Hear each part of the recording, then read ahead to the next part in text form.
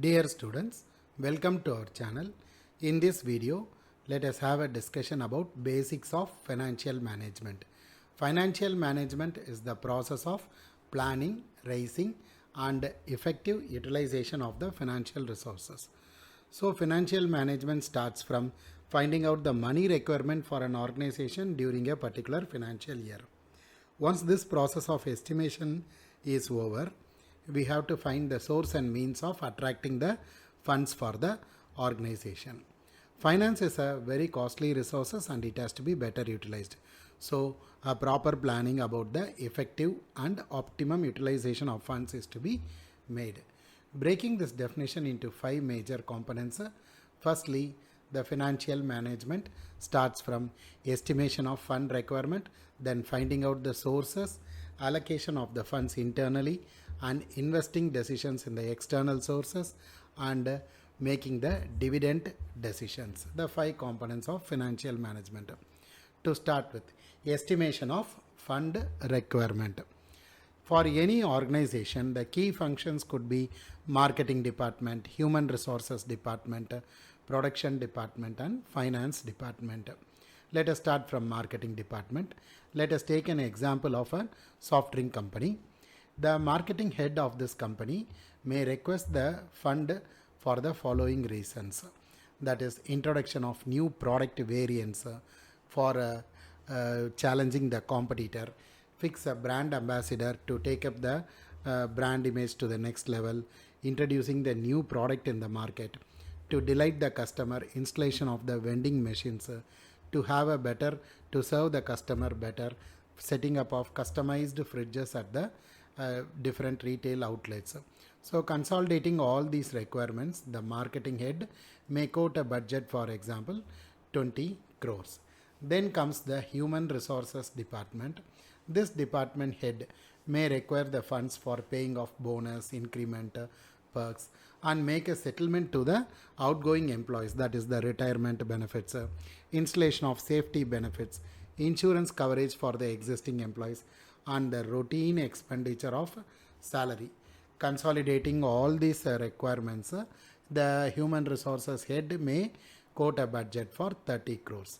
Then comes the production department. Normally it is considered to be the costly department in a manufacturing sector, and they require money for maintenance expenditure, that is for the ensure the smooth functioning of the production process and upgrade the technology, that is modernization of the machines, and a regular financial requirement for purchases of raw materials, and to concentrate on the research and development activities, that is to increase the product utility, to innovate new products. For all these reasons, the production head may consolidate and request a budget for 80 crores. Now comes the finance department. The finance department, the challenge for the finance manager is finding out the marketing department has asked for 20 crores, human resources department asked for 30, production department quoted for 80 crores. The total fund requirement is 130 crores. Now the challenge for the finance manager is to convince them that to convince them for a lesser amount, that is 15 crores for marketing, human resources 20 crores, production for 65 crores, and thereby he can bring down the total requirement to 100 crores. Convince them and make them to accept. This is a big challenge for any finance department. This is about the estimation of fund requirement. Then the second component is the identifying the sources of fund. For any organization, the fund sources could be equity funds and debt funds. Equity funds are based on the trustworthiness, the quantum of trust that you create in the investors, the money you get. In debt funds, what is the it is based on creditworthiness, the amount of holdings you have, that amount of credit you get. Equity contributors are internal, that is shareholders, they will take part in the management decisions. Debt contributors are external, that is the banks and financial institutions, they will be particular in taking back their returns.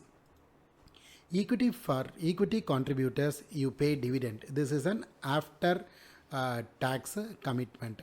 For debt contributors, you give interest. This is an before tax commitment.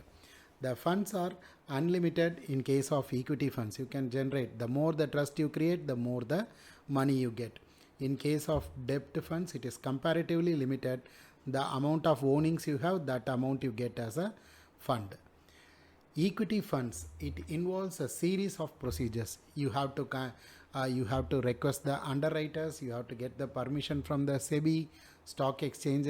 Our shares has to be listed in the stock exchange, convince the stockbrokers, investors. A series of procedures involved for fundraising through equity funds. In case of debt, it is comparatively easy. Only thing is you have to collateral your ownings, that is your asset, to get the money. The commitment for equity funds is based on the profit. The more profit you earn, the dividend that you pay. In case of debt funds, it is a fixed commitment.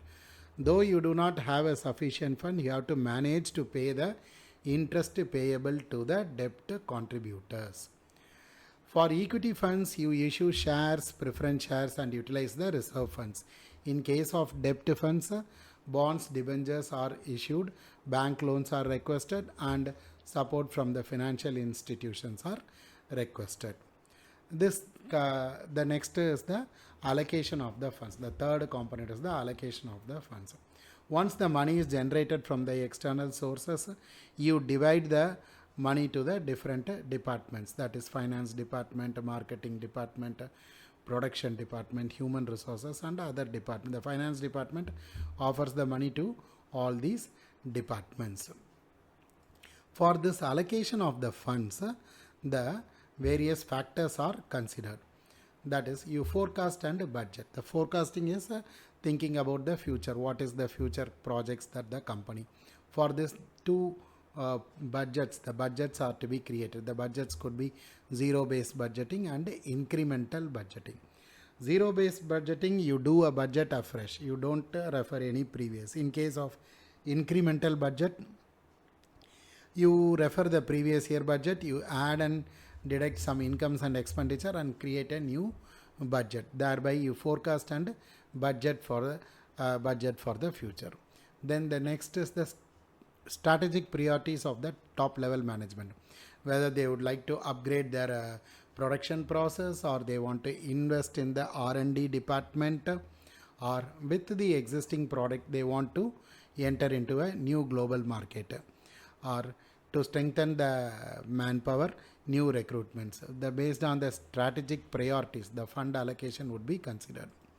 Then past performance of the department. The departments will be questioned. What you did in the previous, what the money that how you spent it, how well it was effective for the organization. Based on that, the allotment could be made.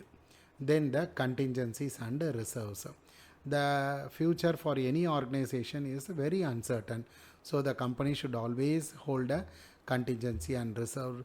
Some of the reserves: capital redemption reserve, employee compensation reserve, investment fluctuation reserves. This always hold a certain part of the funds in the organization.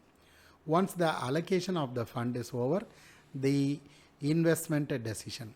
This is the total annual budget is to be broken into 4 quarters, and each department, marketing department, production department, and HR department, the money committed to give to these departments is to be divided for these 4 quarters, and accordingly it is to be allocated, and the remaining portion of the money is to be decided for the short term and long term investments ranging from 1 to 3 years.